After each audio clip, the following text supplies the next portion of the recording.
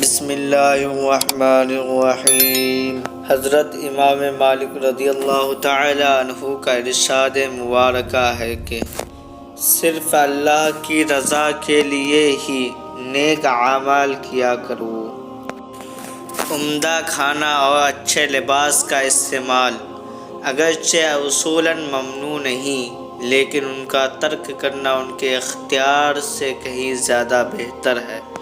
اللہ تعالیٰ کی اطاعت کا حکم دو اور اس کی نافرمانی سے لوگوں کو روکو۔ جس کام سے تم دوسرے لوگوں کو روک رہے ہو اسے خود بھی نہ کرو۔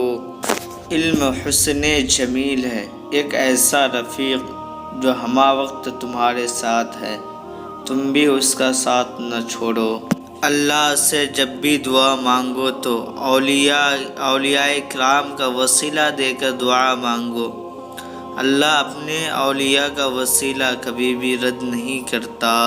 وہی بات پوچھو جو پوچھنے کے قابل ہو، اور جو قابل نہیں اسے چھوڑ دیا کرو۔ اللہ کی رضا کے لیے جب کوئی کام سر انجام دو تو اسے بہتر انداز میں سر انجام دو۔ اپنے گھر والوں اور ان لوگوں سے جو تمہاری عزت کرتے ہیں خوش خلقی سے پیش آیا کرو۔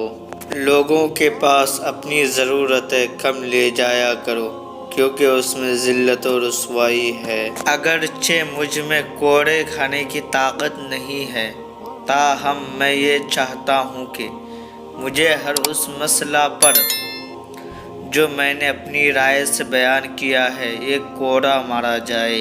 ایمان محض قول نہیں بلکہ قول و عمل کا مجموعہ ہے۔ علماء کا کام غور و فکر کر کے کسی چیز کو قبول کرنا ہے، جبکہ جاہل کا کام سنی سنائی بات کا روایت کر دینا ہے۔ جس شخص نے تجھے رازدار بنایا اس شخص کا راز کبھی افشا مت کر۔ غریب اور کنگال ہی رہو گے جب تک یہ دو کام نہ چھوڑو گے، سستی و کاہلی اور مایوسی، اللہ کے دیے رزق پر شکوہ کرنا۔ السلام علیکم کو خوب رواج کرو۔